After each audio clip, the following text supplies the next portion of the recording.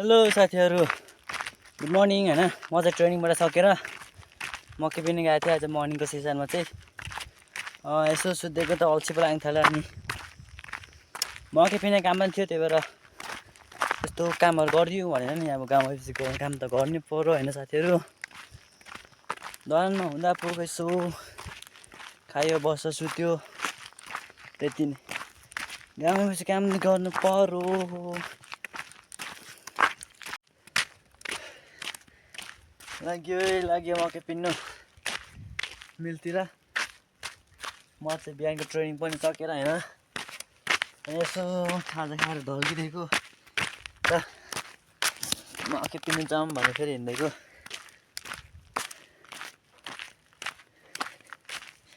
अनि अहिले हाम्रोतिर चाहिँ घाम चाहिँ पुरै टन्नै लागिरहेछ है। तपाईँकोतिर चाहिँ कस्तो लागिरहेछ? अब यहाँबाट कति भन्दाखेरि 10 मिनट लाग्छ होला म मकै पिन्नु आउनु।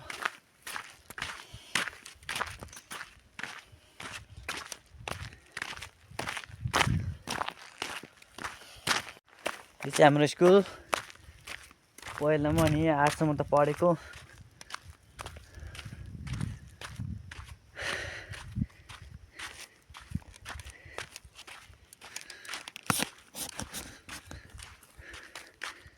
हो त्यो माथि जानुपर्ने।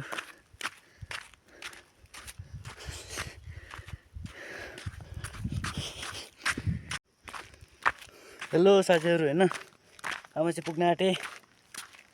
ऊ त्यहाँ माथि हो हैन साथीहरू, ऊ त्यहाँ माथि देखेको।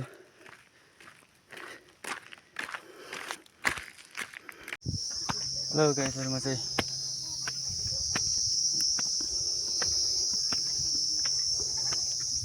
गर्मी चाहिँ दसैँको माहौल अझै पनि गएको छैन साथीहरू।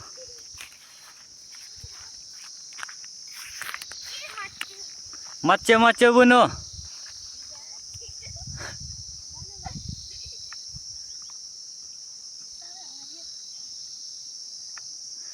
अनि यत्रो मच्यो डर लाग्दैन बुनु? डर लाग्दैन चुट्टिन्छ भनेर?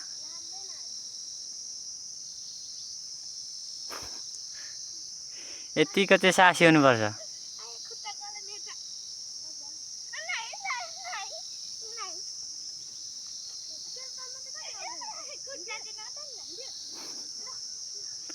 भाइ बहिनीहरूको रमाइलो छ त।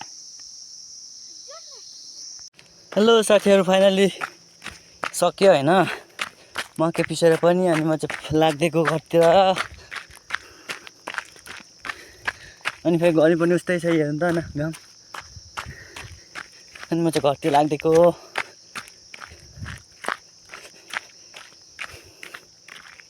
अब कतिखेर पुगिन्छ कुन्नी के भएको। दोकानतिर बस्दा त बानी नै हटिसकेछ भारी बोक्ने। ढाड दुखेर थैट।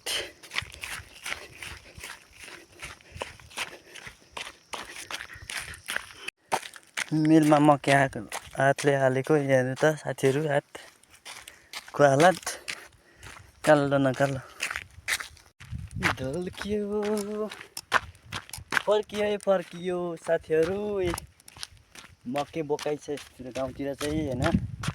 म चाहिँ पिस्न आएको। हेलो साथीहरू, म चाहिँ घर आइपुग्यो हैन भर्खरै। अनि रुममा बसेको छु। Thank you for watching.